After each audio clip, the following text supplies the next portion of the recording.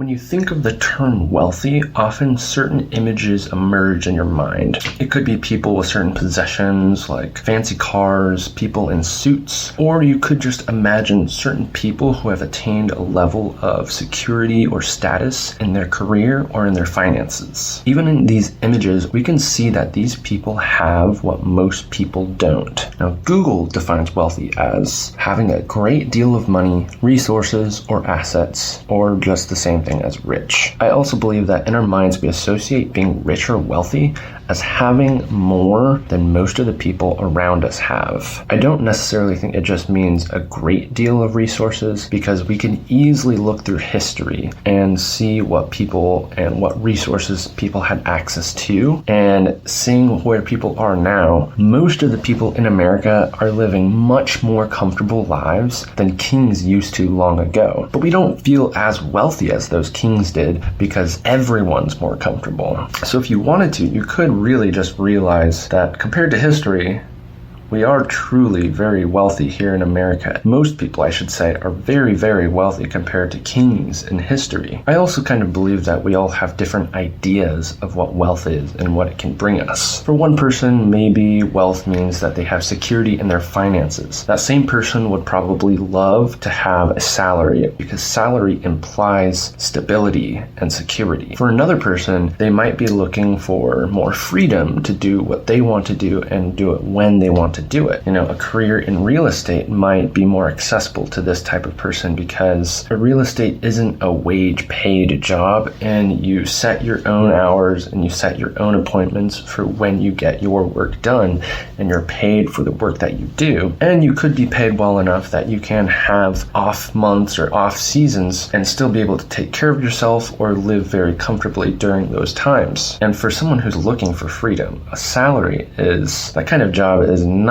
what they would want, because it ties you down and restricts your freedom to be in one location, and it restricts you have to be here at a certain time because someone else scheduled it or because someone else said so. The same person who's looking for freedom might even be interested in very remote work, like making money online through YouTube or drop shipping, or of the many careers that are available online. And maybe for another person, what they look for in wealth is a level of status, and really what they desire is respect and dignity from others. Maybe for this kind of person, working up a chain of command and earning the respect of others is something that would be very worthwhile for that person. Another thing about trying to do something that 99% of people can't do is just that. How can you execute and take action in a way that 99% of people won't even think of? It'll probably mean that you're so different from the majority of people, you might alienate yourself from groups. You have to expect more from yourself than what the majority of people deem acceptable. You might even have to do more than what the majority of people would deem being relatively successful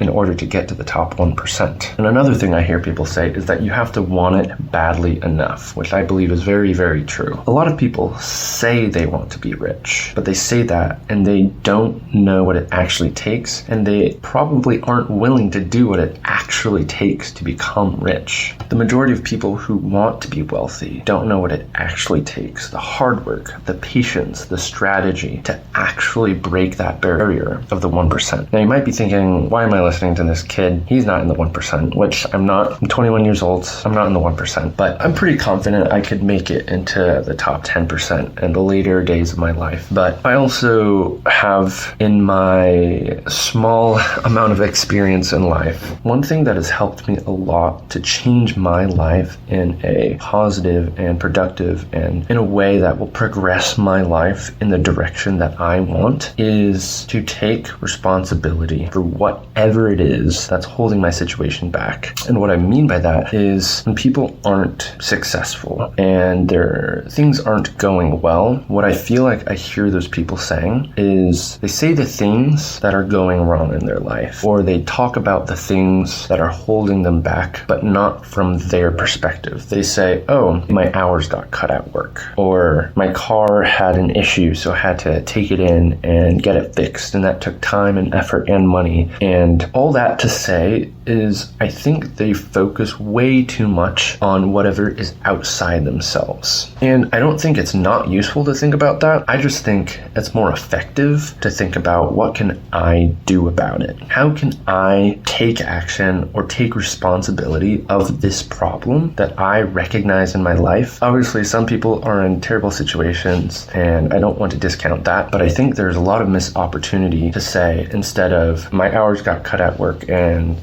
I don't know what to do about it, instead of saying something like that, actually think, what can I do about it? Maybe you need to talk with your boss and have a conversation. Hey, why were my hours cut? What am I doing wrong? What can I do for this so I can get more hours? How do I get better? Things like that. Is there something I need to be doing faster? Or is there some portion of my work that is not up to the work standard? And once you start asking, how can I do more? You will get more back. And I think one of the really important points about taking accountability or responsibility and to take fault, let's say, is it doesn't actually matter if it is your fault or not. And if you guys are familiar with Jocko Willink, he wrote a book called Extreme Ownership, which I actually have not read, but I've consumed a lot of Jocko's content, and I think I've been able to understand some of the principles that I presume he writes about in this book. And really, it's whatever the situation is, there's something that you can do about it. If you're on a team at your job and one person on your team is underperforming, when you're analyzing the situation, it's not, oh, that person's underperforming. An extreme ownership person would say, how come I did not train them so they're good enough for their role? I should have trained them better. They should know better. And it's my fault that I didn't train them well enough. Anyway, that's just something that really has helped me a lot progress in a lot of different areas of my life, and I highly recommend you check out Jocko's, either his books